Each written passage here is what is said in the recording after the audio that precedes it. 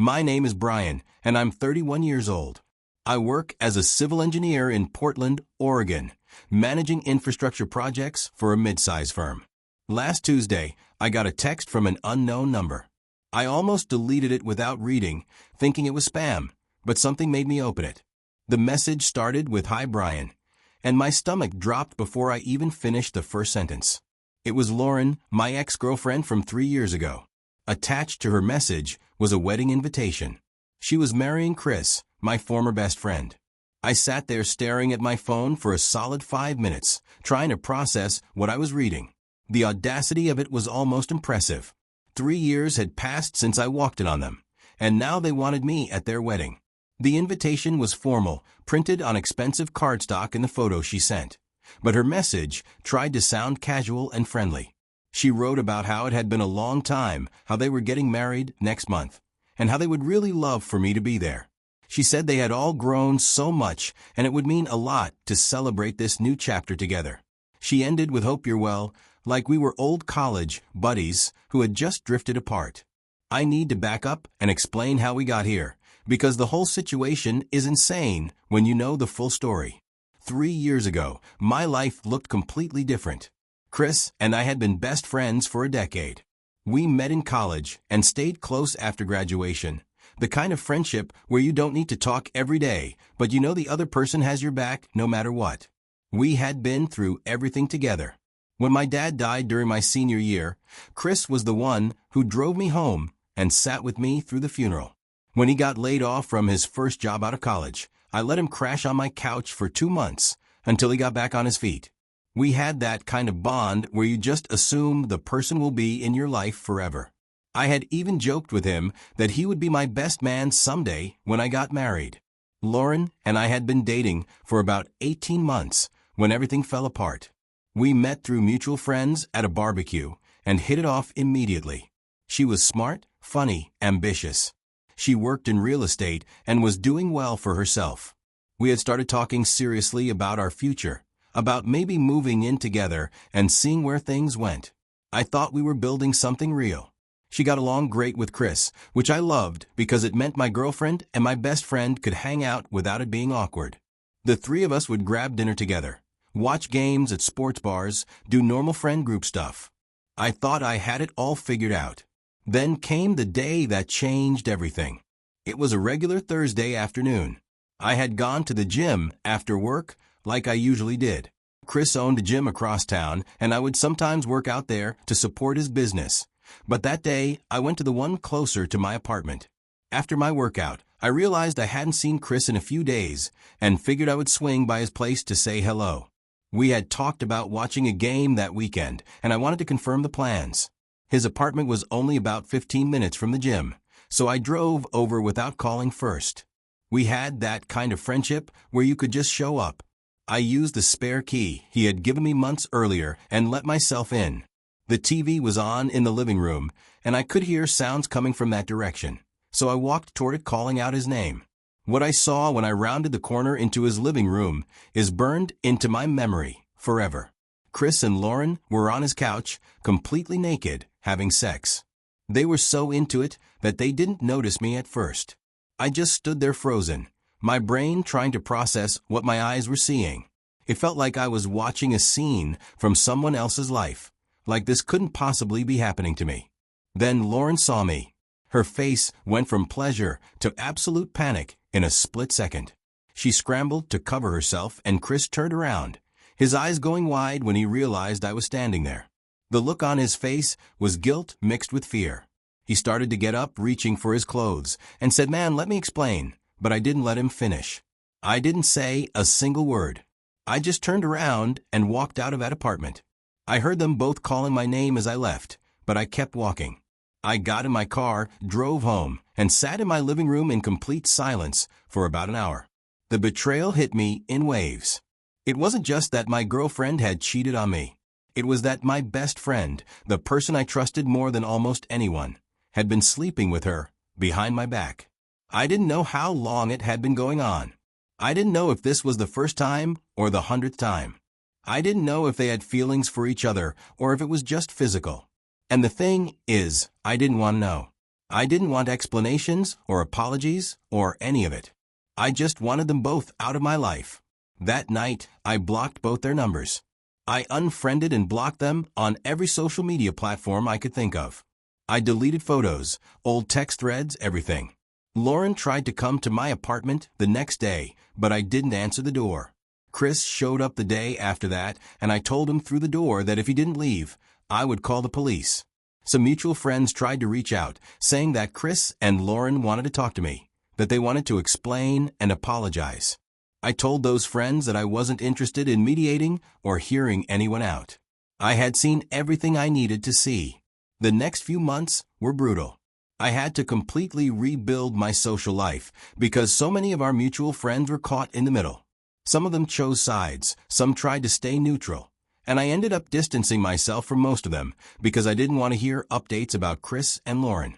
I moved to a different neighborhood across town, so I wouldn't risk running into them at the grocery store or coffee shop.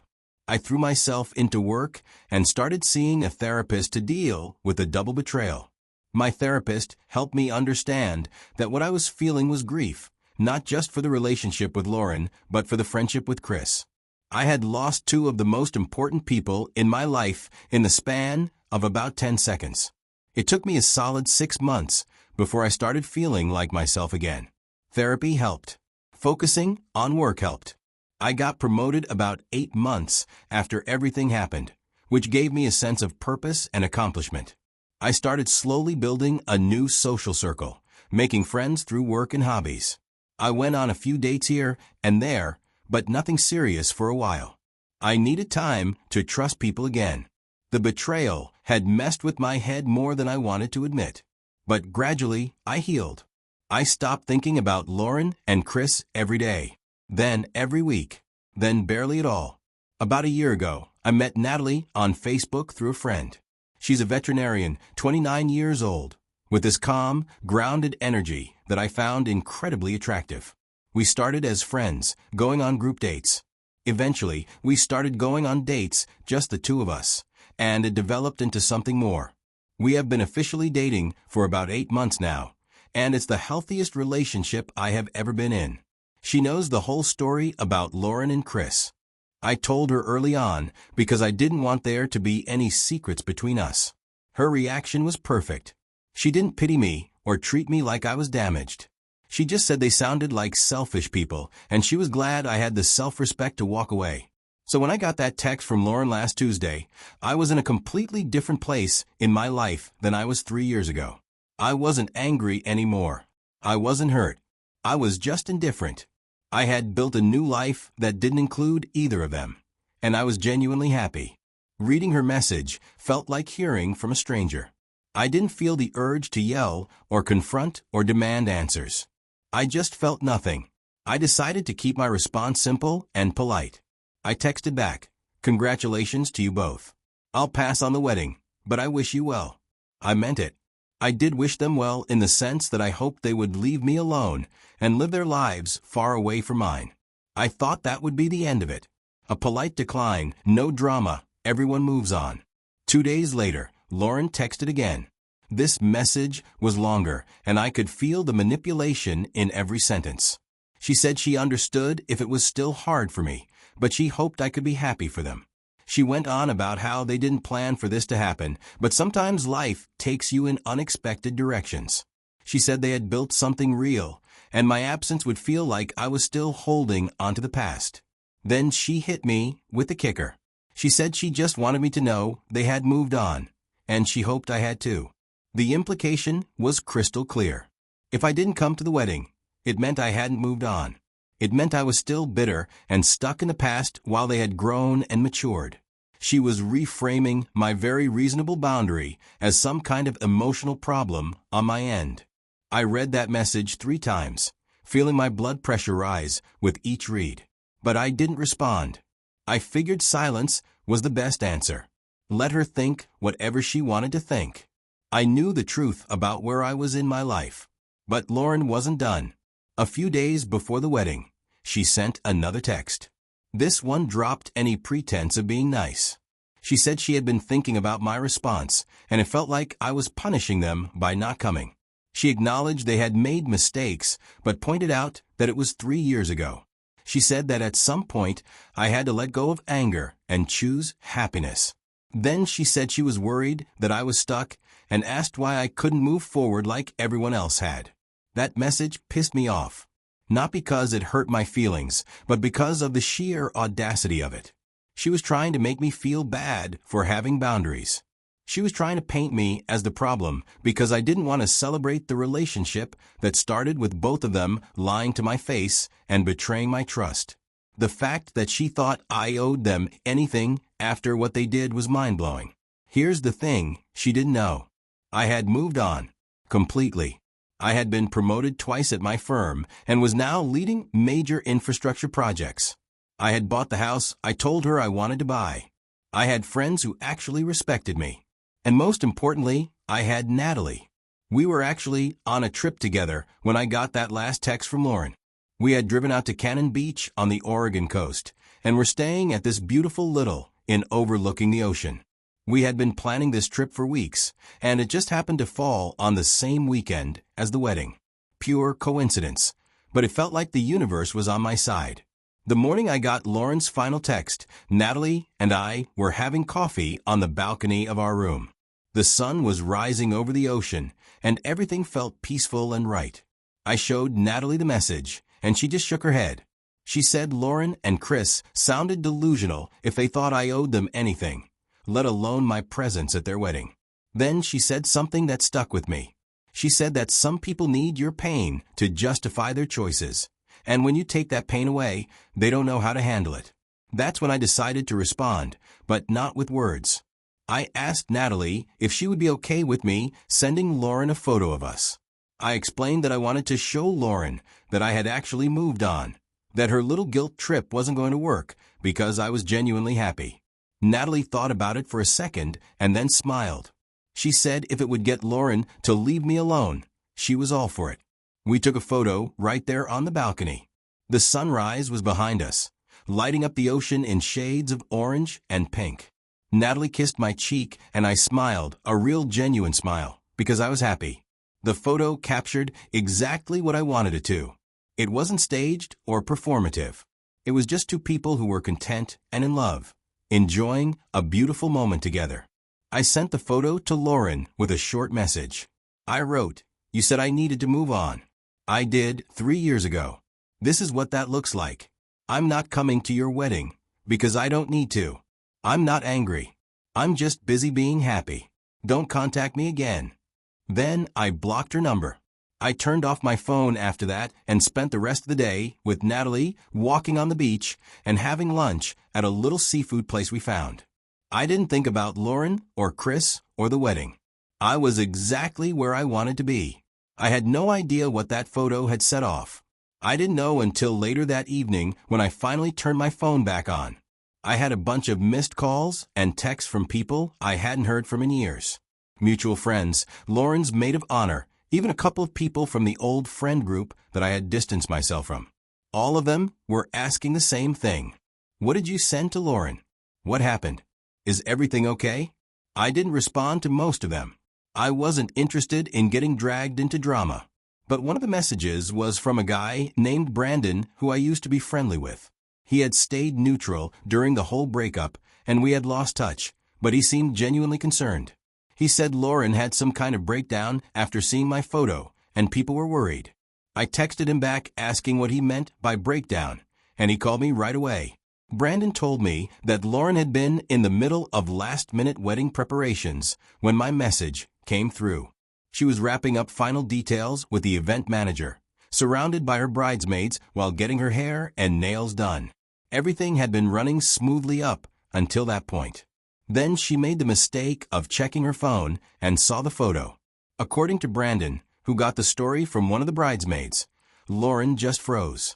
She stared at the screen for what felt like forever without moving or saying a word. Then the tears started. Not the delicate, dabbing at the corners, kind of crying. Full, body-shaking sobs that came out of nowhere. Her bridesmaids rushed over, thinking it was normal pre-wedding jitters. Brides get overwhelmed on their big day. It happens all the time. But as they tried to comfort her, Lauren kept repeating the same phrase over and over like she was stuck in a loop. He's with someone else. He's actually with someone else. That's when everyone realized this wasn't about wedding day nerves. This was something else entirely. Lauren suddenly stood up and locked herself in the bathroom. Her bridesmaids knocked on the door, asking if she was okay, trying to coax her out. She stayed in there for nearly 20 minutes, while everyone outside grew more worried and confused. When she finally emerged, she looked completely different from the excited bride she had been just minutes before. Her face was pale. She kept reaching for her phone, asking where it was, saying she needed to see it again. Her maid of honor had already taken it away and hidden it, thinking Lauren needed to stop looking at whatever had upset her and focus on getting ready for the ceremony. Brandon said the entire atmosphere in the bridal suite changed in an instant. What had been excitement and laughter turned into uncomfortable tension. The bridesmaids were whispering to each other, exchanging worried glances, trying to figure out what could have possibly triggered such a dramatic reaction. Lauren wasn't responding to anyone's questions. She just sat back down in the spa chair and stared straight ahead at nothing, like she was somewhere else entirely. I didn't know what to say when Brandon told me all this. I hadn't sent the photo to hurt Lauren. I sent it to make her stop contacting me, to show her that her manipulation wasn't going to work because I had actually moved on. But apparently, it had done a lot more than that. Brandon said he would keep me updated if he heard anything else, and we hung up. I told Natalie what I had just learned, and she looked as surprised as I felt. Neither of us had expected that kind of reaction. What I found out later, through bits and pieces from different people, was that the photo had completely shattered something inside Lauren. For 3 years, she had been telling herself a story. In that story, I was heartbroken and alone, unable to move on from what she and Chris had done. That story made her feel better about her choices. It justified the affair. If I was still suffering, it meant what they had done mattered, that their relationship was worth the damage it caused. But my photo destroyed that story. It showed her that I wasn't suffering. I had moved on. I had found someone else. I was happy, maybe happier than I had ever been with her. And that realization broke her. Lauren's maid of honor, Jessica, apparently tried to calm her down. She told Lauren it was just nerves, that every bride feels overwhelmed before the wedding. But Lauren wasn't listening. She kept saying she had made a mistake, a huge mistake. Jessica asked what she was talking about, reminding her that she loved Chris. But Lauren's response was something that would end up changing everything. She asked if she really loved Chris, or if she had just fallen into the relationship because she couldn't undo what she had done to me. That question opened a floodgate. Lauren started spiraling, talking about how I had been good to her, how I was stable and honest, and planning a future with her.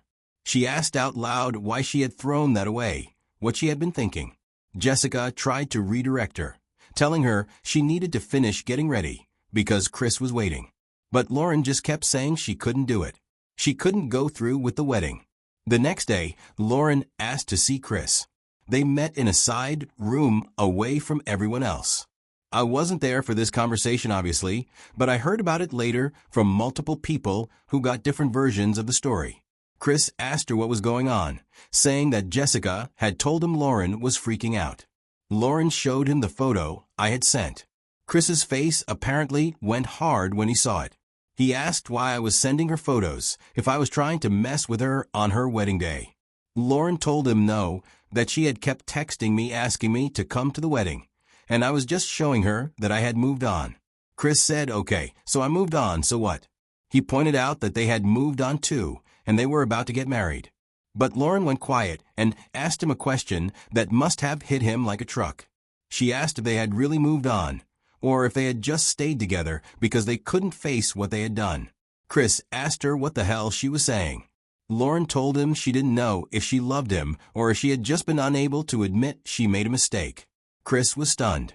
He asked if she was really telling him this now, after all the planning and preparation, with their families and friends waiting. Lauren started crying and said she was sorry, that she thought she was sure, but seeing me happy made her realize she had been lying to herself. Chris asked if this was really about me, if after 3 years she was still hung up on me. Lauren said she wasn't hung up on me. She said she was realizing she had never dealt with what she did, never faced the fact that she threw away something good. She asked him what they even were. Chris said they were supposed to be getting married. Lauren said she couldn't. She was sorry, but she couldn't do it. She took off her engagement ring and just sat there. Chris was furious and humiliated. He left the room and had to tell both their families that the wedding was off. I can't even imagine how that conversation went. All the money spent, all the guests who had traveled, all the plans made, and it was over because of a photo I sent from a beach in Oregon. Later that night, Lauren's mother called her trying to understand what had happened. Lauren apparently broke down and told her the truth. She said she had never really loved Chris. She said she had been trying to make the guilt go away, that she had ruined everything with me and had been running from it ever since. She admitted that the wedding was supposed to prove that the affair had been worth it, that they were meant to be together. But seeing me happy and moved on made her realize it was all a lie. I didn't find out about any of this immediately. I came back from my beach trip with Natalie on Sunday evening, completely unaware that I had accidentally blown up a wedding. On Monday morning, I got a call from another mutual friend, a guy named Tom, who I hadn't spoken to in over a year. He said he was calling to get my perspective on what happened, but he ended up being the one who told me the wedding had been called off. He said Lauren had realized she was marrying Chris to avoid dealing with what she had done to me, and she had told people she never really loved him.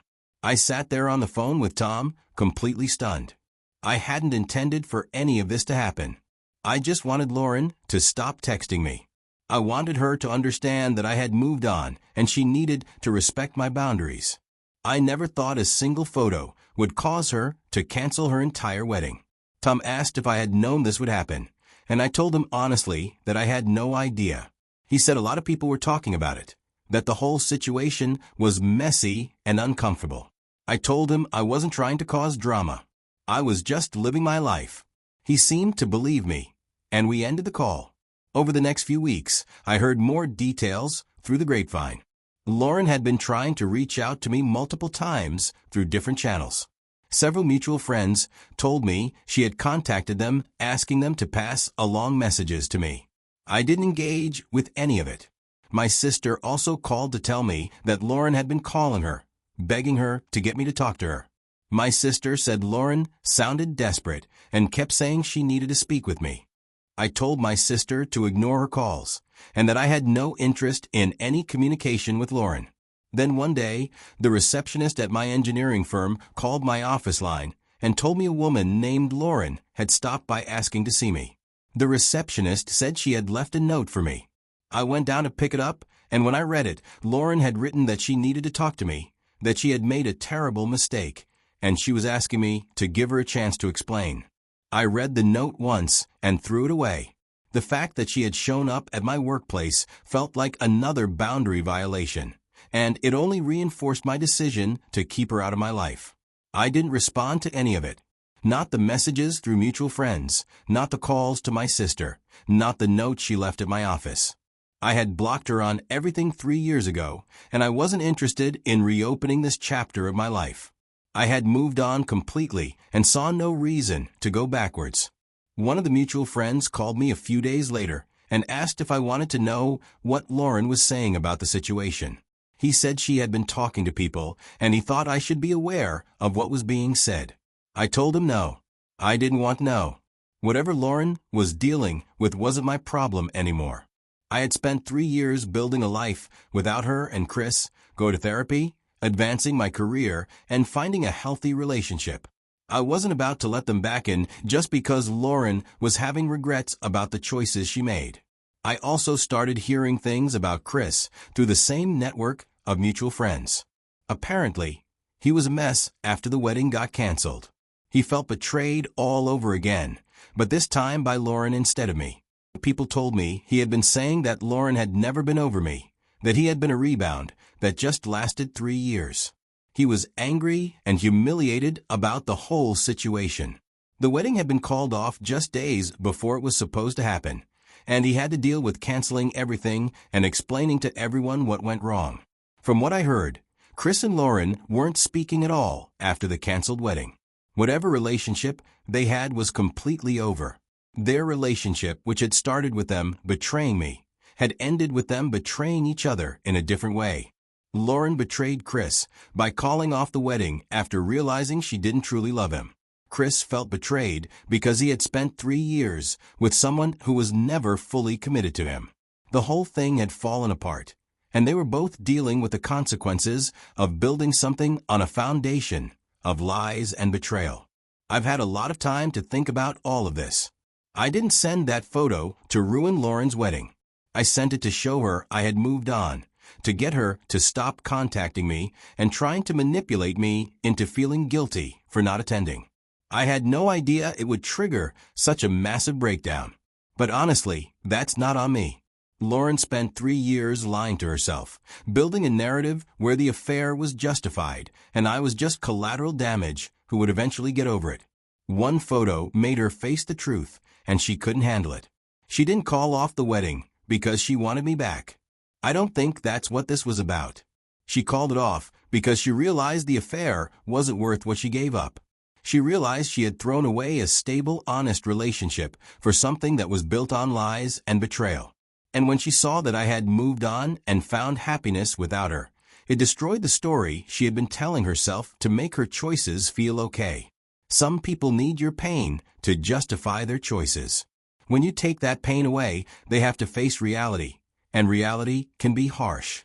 I'm not celebrating Lauren's misery or the fact that her wedding got canceled. I'm not that petty. But I'm also not going to feel guilty about it. I set a boundary.